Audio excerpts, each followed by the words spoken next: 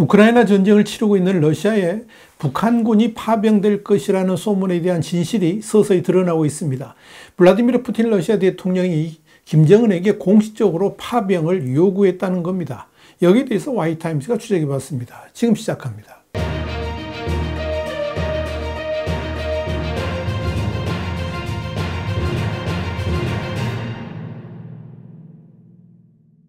일본의 요미우리 신문은 6일 북러 관계에 정통한 관계자를 인용해서 푸틴 대통령이 김정은 총비서와의 정상회담에서 우크라이나에 파병을 요구했다는 정보가 있다, 이렇게 보도를 했습니다.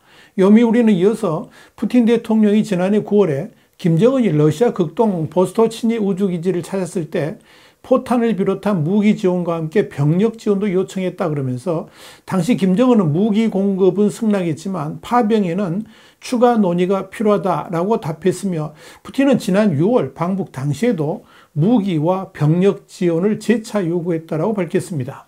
다만 푸틴은 이후 방문지인 베트남에서 언론을 통해서 북한군의 파병을 부탁하지도 않았고 부탁할 필요도 없다는 취지로 말한 바 있습니다.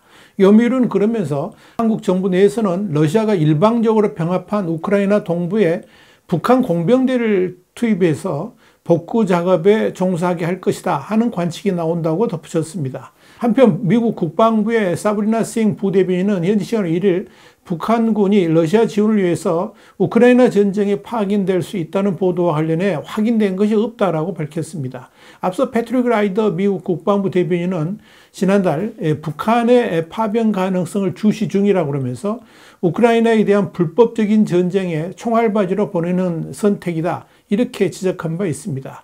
리처드 아미티지 전 미국 국무부 부장관도 지난 6월 28일 VOA하고 인터뷰에서 북한군이 우크라이나에 파견될 가능성이 있다 그러면서 북한 사람들은 오랫동안 어떠한 분쟁에도 관여하지 않았기 때문에 그런 일이 발생한다면 피비린내 나는 실험이 될 것이다, 이렇게 경고한 바 있습니다.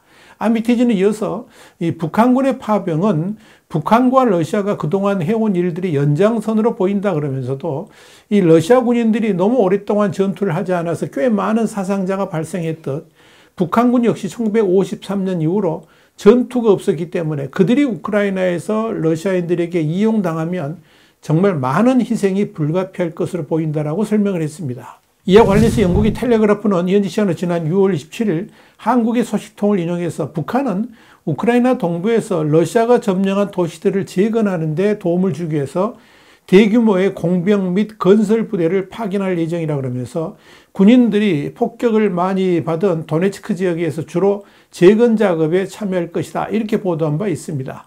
텔레그래프는 더불어서 북한군은 10개의 공병여단을 보유하고 있으며 그중 4개 중 3개가 러시아가 매년 1억 1,500만 달러, 한 1,590억 원을 지불하는 대가로 우크라이나로 파견될 것으로 보이며 이 북한군이 전투에 참여할 것으로는 보이지 않는다, 이렇게 전했습니다.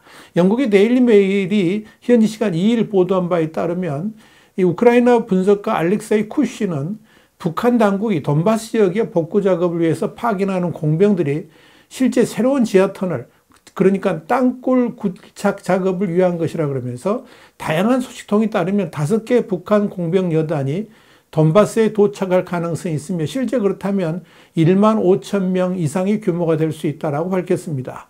알렉사이 쿠신에 이어서 러시아가 이미 우크라이나 도네츠크 지역의 아우디우카와 도네츠크 인근에서 성공적으로 땅굴 작전을 펼쳤다 그러면서 아우디우카 지역에는 이미 땅굴이 존재했지만 2마일 규모의 토레츠크 지역 땅굴은 우크라이나 전쟁 중 신설됐다라고 설명했습니다. 이와 관련해서 러시아 국방부는 지난 6월 30일 텔레그램을 통해서 러시아군이 우크라이나의 적진 뒤편으로 들어가 공격을 개시하기 위해서 터널을 판 사실을 공개했습니다. 실제로 러시아 국방부는 도네츠크 지역에 배치된 러시아 공격 부대가 지하 터널을 이용해서 피브니인의 외곽에 있는 우크라이나군의 주요 거점을 점령했다라고 밝혔습니다. 쿠시는 푸틴 대통령이 이 교착 상태의 돌파구를 마련하기 위해서 새로운 땅굴 건설에 나설 것이라 그러면서 땅굴을 이용한 지하전은 러시아가 드론과 포병으로부터의 공격 피해를 최소화할 수 있는 신전략이다, 이렇게 강조했습니다. 쿠시는 이어서 6.25 한국전쟁 당시에 북한이 남북 사이 건설한 땅굴을 언급하면서 북한군은 어느 나라보다 터널 건설 능력이 뛰어나다라고 평가했습니다. 데이비드 맥스웰 아태전략센터 부대표도 2일 자유아시아 방송에 북한군은 군사작전을 지원하기 위해서 터널과 지하시설을 건설하는 데 있어서 틀림없이 가장 능숙한 군대다 이렇게 평가했습니다. 맥스웰 부대표는 그러나 터널 건설이 매우 자원 집약적이고 시간 소모적으로 군사적 효과가 달성되기까지는 다소 시간이 걸릴 가능성이 높다 이렇게 수정했습니다. 미 연구기관 랜드 연구소의 브루스 베넷 선임 연구원 역시 이날 자유아시아 방송에 과거 북한군이 수십 년 동안 단단한 화강암으로 된 비무장지대에 땅굴을 건설한 바가 있다 그러면서 이미 북한이 일부 땅굴 기술자를 러시아에 파견했을 가능성이 크다라고 말했습니다. 이런 가운데 이 요미우리 신문의 보도는 북한군의 파병설의 실체를 짐작하게 해줍니다. 요미우리에 따르면 푸틴은 현재 우크라이나 전쟁에서 병력이 절대적으로 부족한 상황을 보충하기 위해서 북한군의 전투병 파병을 공식적으로 요구한 것으로 보입니다. 그것도 지난해 9월에 공식 요청했는데 김정은이 확답을 해주지 않자 이번 6월 만남에서 또다시 김정은에게 요구한 것으로 보입니다. 그렇다면 김정은은 전투병 파병에 대한 요청에 대해 왜 확답을 해주지 않았을까요? 현재까지 확인된 바로는 김정은은 전투병이 아니라 공병대를 보내는 것을 희망한 것으로 보입니다. 또 일부 보도에 의하면 공병대는 이미 러시아로 건너가서 작업을 하고 있는 것으로 판단됩니다. 이에 따라서 이 북한군의 추가 파병 역시 전투병이 아니라 공병대를 원한 것으로 보입니다. 그래서 전투병 파견에 대해서는 확답을 하지 않았다는 겁니다. 그렇다면 김정은은 왜 전투병 파견에 대해 선두 수락하지 않았을까요? 일단 만약 북한군의 전투병을 러시아로 파견한다면 당연히 북한군 내에서도 가장 훈련이 잘 되어 있는 정예군을 보내야 합니다. 그렇다면 당장 대남 방어 전략에 상당한 구멍이 생길 수 있습니다. 그런데 더 근본적인 문제는 현재 우크라이나 전쟁 상황을 봤을 때 러시아군의 사상자가 엄청나게 발생하고 있다는 점을 감안한다면 이 북한군 역시 상당한 희생자가 불가피할 겁니다.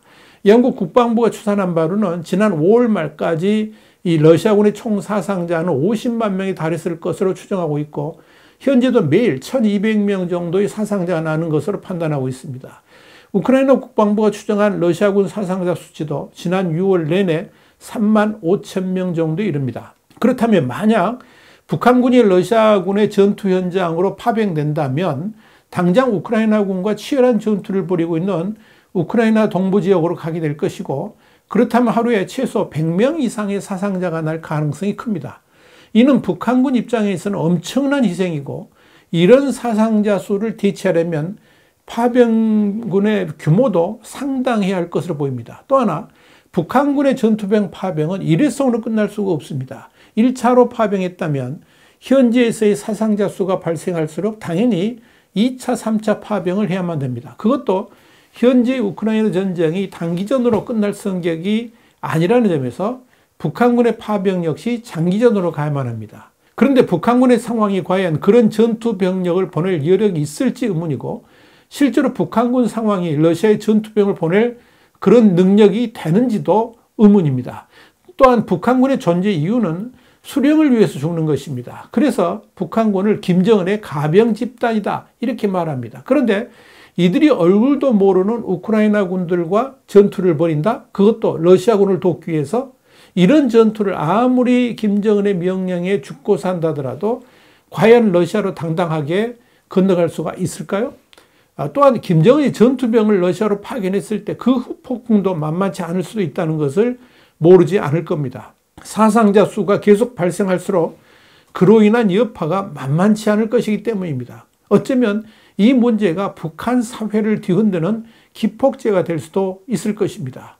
김정은은 북한군의 실체를 모르지 않을 겁니다. 또 전투병 파병의 후폭풍을 우려하지 않을 수도 없을 겁니다. 그렇기 때문에 아무리 푸틴이 요구한다 해도 선뜻 응할 수는 없었을 것입니다. 그리고 앞으로도 공병대는 가능하겠지만 전투병 파병은 쉽지가 않을 겁니다. 아마도 푸틴도 나중에서야 이런 전후 사정을 보고를 받고 베트남에 갔을 때 북한군의 전투병 파병을 포기한 건 아닌가 보입니다.